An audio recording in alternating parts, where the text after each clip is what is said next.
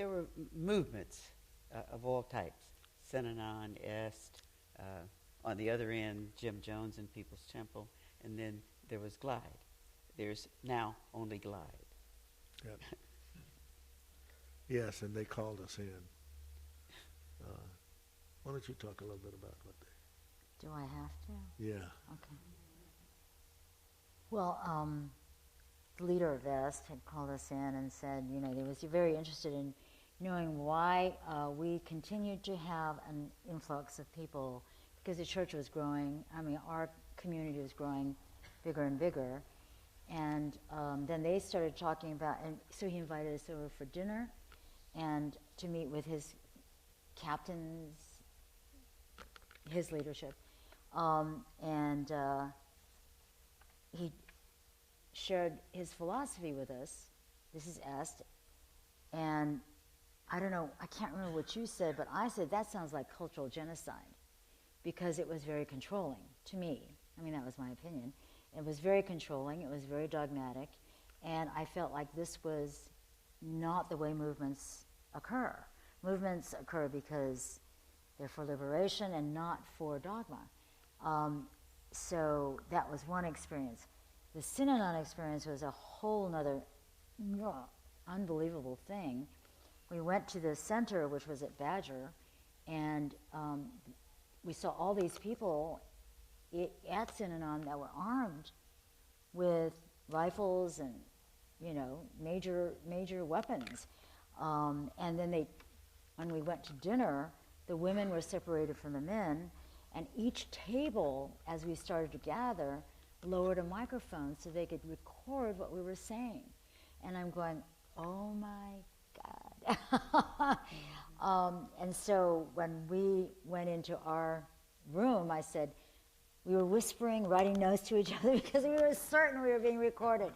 But those are just two little incidents. Right. I wondered, Cecil, did you ever find a place of comfort with Jim Jones? Jim Jones, this man that led nearly 1,000 people to their death in the jungles of Guyana, who was here and a player on the political front. Yeah, and had one of the best ways of manipulating folks that I've ever come across. I mean, anybody, any leader. The way that they maneuvered and the way they had things worked out and the way that they did things kept them always facing some kind of problem, but kept them also getting a lot of things that if we had known at that particular time, we would have been much more, at least adapt to the situation itself. He called me and wanted to, when he came down this way, he wanted to settle in San Francisco. And I ran it down to him a little bit and said, here's what you're going to face. But it's a great city and this kind of thing. I went through that with him. And, of course, what happened was we did get to know each other. But I didn't get to know the real Jim Jones. And I think that was the crisis. Getting to know him, he did not want to be known because he was definitely more concerned about the plight and predicament of what he could gain.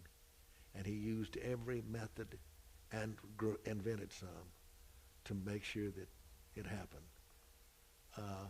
When he got ready to leave to move to Guyana, he called me and said, I'm leaving. I'm in trouble and I'm leaving. And what do you think? And I said, yeah, I think you should stay here. If you're in trouble, you should stay here and work it out and get it worked out. And of course, he didn't stay. He said, I got to go. And you know the rest of the story, of course, perhaps. He had it all worked out, the plans worked out, for them to participate in either killing themselves or having some of the people that supported him very strongly to kill everybody else who was left. So there were very few people that were left, of course. It was an episode that should not be repeated anywhere, nowhere. And I always felt that I could have done more, but it was not easy. It was not easy at all. That was one of the most difficult episodes that I went through, and that we went through, because he would call me at nighttime at 2 and 3 o'clock. I should have known then that there was a problem. And I knew it was a problem, but I didn't know what the magnitude of it was. But he was very difficult to deal with.